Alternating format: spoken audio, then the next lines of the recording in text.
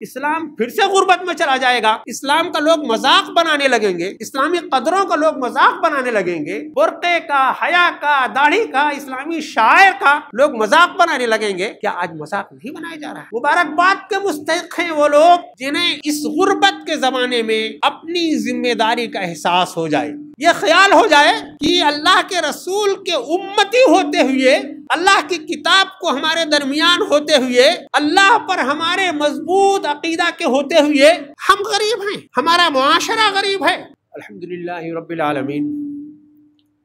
والصلاة والسلام علی رسول الامین وعلی آلہ وصحبہ اجمعین الی یوم الدین۔ اما بعد، قال اللہ تعالی فی کتابہ المجید اعوذ باللہ من الشیطان الرجیم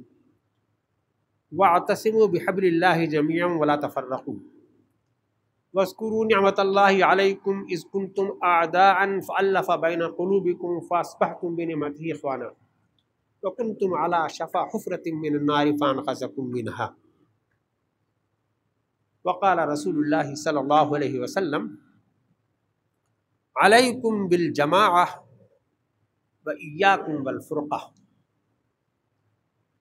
برادران اسلام، ہمارے دین میں، قرآن اور حدیث نے جہاں ہمیں انفرادی زندگی کے سلسلے میں کہ کیسے رہنا ہے، کیسے عبادت کرنا ہے، کیسا اخلاق چاہیے، اللہ کے ہاں حضور کیسے جواب دہی ہوگی، یہ ساری باتیں بتائی گئی ہیں، وہی قرآن اور حدیث میں یہ بات بھی بہت تفصیل سے آئی ہے، متعدد مقامات پر آئی ہے، مختلف پیرائے بیان میں آئی ہے کہ ہماری اجتماعی زندگی کیسی ہوگی، ہمارا روز کا رہن سہن کیسا ہوگا، ہمارے آپس کے معاملات کیسے طے ہوں گے، اس کی بھی ہدایت ہے قرآن مجید۔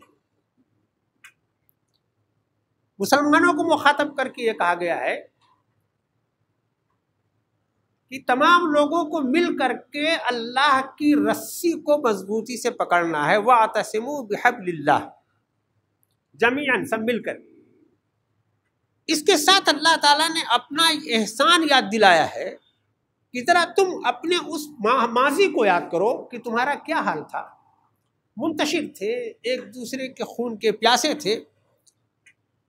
وَاذْكُرُوا نِعْمَةَ اللَّهِ عَلَيْكُمْ إِذْ كُنْتُمْ أَعْدَاءً، اللہ کی اس نعمت کو یاد کرو جبکہ تم آپس میں دشمن تھے، ایک دوسروں کے دل پھٹے ہوئے تھے۔ فَأَلَّفَ بَيْنَ قُلُوبِكُمْ، تمہارے دلوں میں اس نے محبت پیدا کر دی۔ فَأَصْبَحْتُمْ بِنِعْمَتِهِ إِخْوَانًا، اس نے اپنے فضل سے تمہیں بھائی بھائی بنا دیا۔ وَكُنْتُمْ عَلَى شَفَا حُفْرَةٍ مِّنَ النَّارِ، اے مومنوں کو مخاطب ہے، تم تو آگ کے دہانے پر کھڑے تھے، اللہ کا یہ احسان ہے، اس کا کرم ہے کہ اس نے وہاں سے تم کو نکالا اور کھینچا اور تمہیں اپنی دین کی نعمت سے سرفراز کیا، قرآن اور حدیث کے شیرازے میں باندھا۔ تو بس اب اس رسی کو مضبوطی سے پکڑے رہو۔ اللہ کے رسول صلی اللہ علیہ وسلم نے فرمایا علیکم بالجماعہ، لازم ہے تمہارے لیے کہ تم جماعت سے وابستہ رہو، ایک ہو کر کے رہو، ایک بن کر کے رہو۔ وَإِيَّاكُمْ وَالْفُرْقَةَ، اور خیال رکھو فرقہ بندی میں نہ پڑنا، انتشار کا نہ شکار ہونا۔ وَإِيَّاكُمْ وَالْفُرْقَةَ، اللہ کے رسول صلی اللہ علیہ وسلم نے الگ الگ مواقع پر الگ الگ طریقے سے یہ بات ارشاد فرمائی۔ یہ بات حدیث پاک ہم لوگ بہت بار سنتے ہیں کہ اگر تم میں سے 3 آدمی سفر میں ہوں تو ان میں سے ایک کو اپنا امیر بنا لو۔ اللہ کے رسول صلی اللہ علیہ وسلم نے فرمایا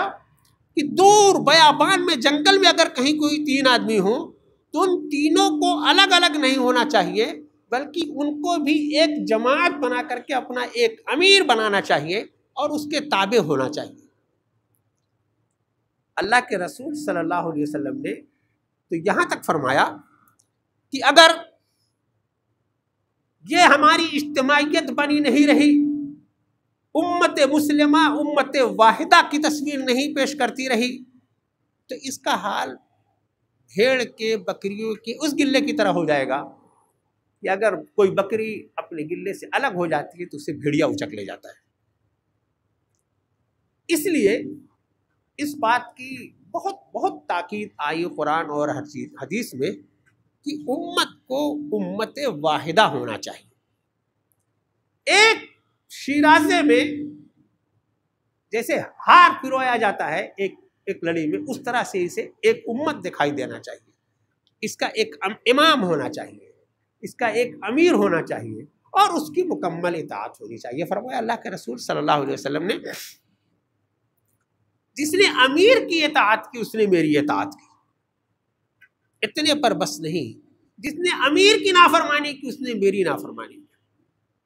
یہ حدیث پاک قرآن مجید کی اس آیت کی طرح جس میں اللہ تعالیٰ نے یہ کہا ہے کہ جس نے رسول کی اطاعت کی اس نے میری اطاعت کی۔ تو یہ اتنی ضروری ہے یہ چیز کہ امت ایک لڑی میں پوری ہوئی ہو، ایک اجتماعیت ہو، اس کا ایک امیر ہو۔ ہم لوگ ادھر ادھر جہاں کہیں نظر ڈالتے ہیں ہر جگہ ہمیں اجتماعیت دکھائی دیتی ہے، ہر قوم مجتمع ہے، چھوٹے چھوٹے بہت سے گروہ مجتمع ہیں، چھوٹے چھوٹے مقاصد کے لیے لوگ جمع ہیں، چھوٹے چھوٹے مفادات کے لیے لوگ جمع ہیں۔ جمع اگر نہیں ہے تو رسول امی صلی اللہ علیہ وسلم کی یہ عظیم امت جس سے اللہ کے رسول صلی اللہ علیہ وسلم نے ایک لڑی میں پرونے کے بعد بتایا تھا کہ تمہاری کیفیت تو یہ ہونی چاہیے کہ اگر جیسے ایک جسم کی طرح کہ اگر کسی کو کسی ایک عضو میں درد ہو تو پورا بدن درد محسوس کرے۔ اللہ کے رسول صلی اللہ علیہ وسلم نے یہ بھی بتایا اجتماعیت سے اگر جڑے رہو گے، ایک بنے رہو گے، ید اللہ علی الجماعہ، تو تمہاری اجتماعیت پر اللہ کا ہاتھ ہوگا، تم اللہ کی سرپرستی میں ہوگے، اللہ کی نگہبانی میں ہوگے، اللہ تمہارے امور کو تمہارے معاملات کو دیکھے گا، اس میں خیر و برکت عطا فرمائے گا۔ یہ اتنی تمام آیات اور احادیث کے باوجود میرے بھائیوں اگر ہم لوگ اپنے احوال پر نظر ڈالیں تو ہم بہت منتشر ہیں، پارا پارا ہے، ہر آدمی ہم میں خود مختار اور آزاد ہے، اور اس کے ہم بہت سے نقصانات اٹھا رہے ہیں، بہت خواری کا ہمیں سامنا ہے، بہت ذلت کا سامنا ہے۔ اس لیے ہمیں تھوڑا سا اپنی تاریخ پر نظر ڈالنا چاہیے، جو ہماری زرعی تاریخ ہے، اسلام سے پہلے کی کیا حالت تھی، اسلام کے بعد اللہ کے رسول صلی اللہ علیہ وسلم نے اس امت کو کیسے امت واحدہ بنایا، اور ایک امت بننے کے بعد اس امت نے دنیا میں کس طرح سے اپنے اتحاد کا، اپنی یگانگت کا، اپنی اللہ کی رسی کو مضبوطی سے پکڑنے کا جلوہ دکھایا، اور اب ہم کس طرح سے پارا پہ رہے ہیں یہ ہم دیکھ سکتے، اس کو محسوس کر سکتے ہیں۔ تو پھر اس موقع پر آج پھر یہ یاد دہانی کے لیے آیت پڑھی گئی ہے کہ وَاعْتَصِمُوا بِحَبْلِ اللَّهِ جَمِيعًا وَلَا تَفَرَّقُوا۔ میرے بھائیو، اللہ کی رسی ہمارے درمیان موجود ہے، بہت بڑا اس کا احسان ہے کہ اس نے قرآن اور حدیث ہمارے درمیان محفوظ رکھی ہے، تو اس رسی کو ہمیں مضبوطی سے پکڑنا، اس دین کو ہمیں پکڑنا ہے۔ اس رسی کو پکڑ لینے کے بعد کچھ ذمہ داریاں، کچھ فرائض، کچھ حقوق عائد ہوتے ہیں۔ ہم امت واحدہ ہیں تو صرف اکیلی امت واحدہ نہیں، ایک امت نہیں، بلکہ اللہ تعالیٰ نے ہمیں خیر امت کہا ہے۔ اکیلی امت صرف نہیں، سب سے اچھی امت، سب سے اچھے لوگ اچھا کام کرتے ہیں تو ان کے لیے الگ الگ قرآن مجید میں الگ الگ مواقع پر ہدایات دی گئی۔ یہاں یہ کہا گیا کہ کنتم خیر امت، تم سب سے بہترین امت ہو، تو وہیں یہ کہا گیا کہ ولتکن منکم امت یدعون الی الخیر یأمرون بالمعروف وینہون عن المنکر، کہ تم خیر امت ہو تو تمہارا کام یہ ہے تم اچھے اللہ کے فضل سے اچھے ہو، اللہ کے رسول صلی اللہ علیہ وسلم کی امت میں داخل ہو کر کے تم اتنے اچھے ہو گئے ہو، تو اللہ کے رسول صلی اللہ علیہ وسلم کا جو مشن تھا وہ تمہارا مشن ہونا چاہیے۔ اللہ کے رسول صلی اللہ علیہ وسلم نے جس مشن میں اپنی توانائیاں لگائیں، زندگی کے ایک ایک لمحہ لگایا،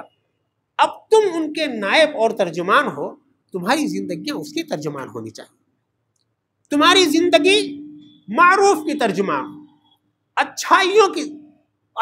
تمہاری زندگیوں میں بھری ہوئی ہوں، تمہاری عبادت میں، تمہارے اخلاق میں، تمہارے نظام زندگی میں، تمہارے نظام تعلیم میں، تمہاری چلت پھرت میں، جو تمہاری ایک امت کی جو تصویر ہے وہ ایک اچھی سی تصویر ہو اور معروف کا مظہر ہو، اچھائی کا مظہر ہو۔ اور پھر اللہ کے رسول صلی اللہ علیہ وسلم نے یہ بھی فرمایا کہ اچھی باتیں کرنا، اچھائی کی دعوت دینا تمہارا یہ ایک عمل ہے۔ تمہارے درمیان شیطان ہے، تم انسانیت سے، تم اجتماعیت سے الگ ہو گئے تو شیطان تمہارے اوپر حاوی ہوگا، اور پھر بہت سی برائیاں وہ تمہارے اندر لے آئے گا۔ یہ جو لذات، فاحشات، منکرات، بہت سی جو برائیاں ہیں وہ تمہارے دل و دماغ میں اپنی جگہ بنائیں گی۔ تو وہ منکر ہے، اس لذت میں تم کو انوالو نہیں ہونا ہے، بلکہ وَتَنْحَوْنَ عَنِ الْمُنْكَرِ، منکر کو منکر کہنا ہے، برے کو برا کہنا ہے، برے کو ہاتھ سے روکنا ہے، برے کو زبان سے منع کرنا ہے، برائی کو برائی سمجھ کر کے اپنے آپ کو دل میں محسوسنا ہے، نفرت کرنی ہے۔ جیسے آدمی گندگی سے گزرتا ہے تو ناک بند کر لیتا ہے، جیسے بے حیا مناظر اس کے سامنے آتے ہیں تو آنکھ بند کر لیتا ہے، اس طرح سے برائی سے اس کو یہ معاملہ کرنا ہے کہ یہ اگر آدمی، انسان، مسلمان اپنی اس حیثیت کو پہچانے گا کہ وہ خیر امت ہے، تو اس کے لیے اللہ کی طرف سے، اللہ کے رسول صلی اللہ علیہ وسلم کی طرف سے یہ بنیادی فریضہ ہے کہ وہ معروف کا داعی ہوگا، اچھائیوں کو پھیلانے والا ہوگا، وہ منکرات کو بڑھ کر کے روکنے والا ہوگا۔ تو میرے بھائیوں، یہ ہمارے کرنے کا کام ہے جو ہمارے اوپر بڑا واجب ہے، اور ہر فرد پر واجب ہے، پوری امت پر واجب ہے، اجتماعیت پر واجب ہے، جو ہم سے چھوٹ رہا ہے۔ ہمیں پلٹ کر کے اپنے احوال پر، اپنے ماضی پر، اس کے اسباب پر بھی غور کرنا چاہیے۔ اللہ کے رسول صلی اللہ علیہ وسلم نے بہت سی پیشن گوئیاں بھی فرمائی۔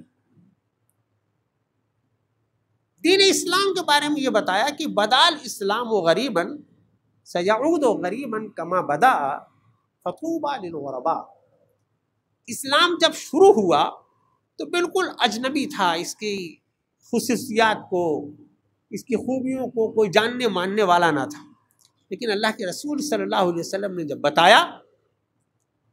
لوگوں نے اس کو اڈاپٹ کیا، تو پھر اسلام سب کی پسند بن گیا، اسلام دنیا کی پہلی ترجیح بن گیا، انسانیت کی پہلی ترجیح بن گیا۔ اللہ کے رسول صلی اللہ علیہ وسلم نے فرمایا ہے کہ ایک زمانہ ایسا آئے گا کہ وَسَيَعُودُ غَرِيبًا كَمَا بَدَأَ، پھر اسی حال میں چلا جائے گا جیسا کہ وہ شروع ہوا تھا۔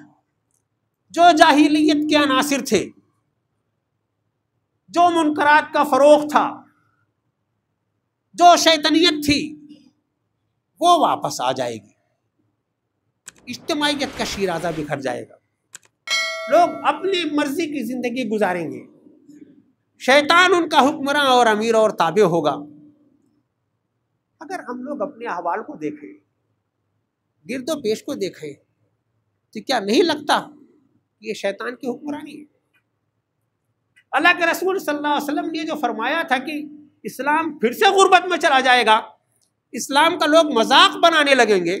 اسلامی قدروں کا لوگ مذاق بنانے لگیں گے، برقعے کا، حیا کا، داڑھی کا، اسلامی شاعر کا لوگ مذاق بنانے لگیں گے،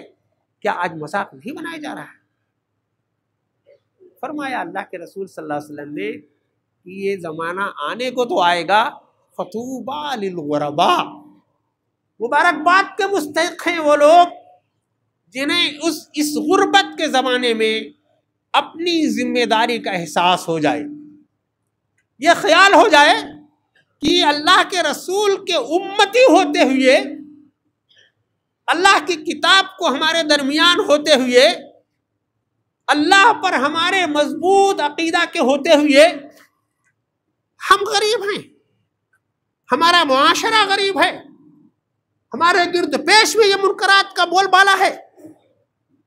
یہ جس جمعیت کو، جس فرد کو، جس معاشرے کو اس بات کا احساس ہو جائے گا، لازماً وہ اٹھ کھڑا ہوگا کہ اسلام اس کے لیے نہیں آیا تھا۔ اسلام تو انسانیت کی بھلائی کے لیے آیا تھا، انسانیت کی خیرخواہی کے لیے آیا تھا، معروف کے فروغ کے لیے آیا تھا، اور ہمارے ہوتے بھی ہمارے اوپر منکرات غالب ہیں۔ اللہ کے رسول صلی اللہ علیہ وسلم نے فرمایا فطوبیٰ للغرباء، یہ لوگ جن کو یہ احساس ہو جائے گا وہ بڑے خوش قسمت لوگ ہوں گے۔ بشارت ہے ایسے تمام لوگوں کے لیے جن کو جب اس بات کا احساس ہو جائے کہ ان کے کرنے کا کام کیا ہے، ان کی ذمہ داری کیا ہے، ان کا فریضہ کیا ہے، کس طرح سے وہ اس عظیم الشان فریضے کو انجام دے سکتے ہیں۔ اللہ کے رسول صلی اللہ علیہ وسلم نے جو بشارت دی میرے بھائیوں، وہ ہمارے لیے بڑا قیمتی سرمایہ ہے۔ ہم سب لوگ بہت پڑھے لکھے، بہت شعور رکھتے ہیں، معروف اور منکر کی بہت اچھی پہچان ہے، معروف کو پسند کرنے والے لوگ ہم ہیں۔ ہم میں سے ہر آدمی چاہتا یہ ہے کہ اللہ کے حضور حاضر ہو تو ایمان کی حالت میں حاضر ہو، اسلام کی حالت میں حاضر ہو، اللہ کے رسول صلی اللہ علیہ وسلم کی شفاعت اسے نصیب ہو۔ تو اللہ کے رسول صلی اللہ علیہ وسلم نے میرے بھائیوں ہمیں ہی یہ بشارت دی ہے کہ تمہارے لیے بشارتیں ہیں، بس اٹھ کھڑے ہو،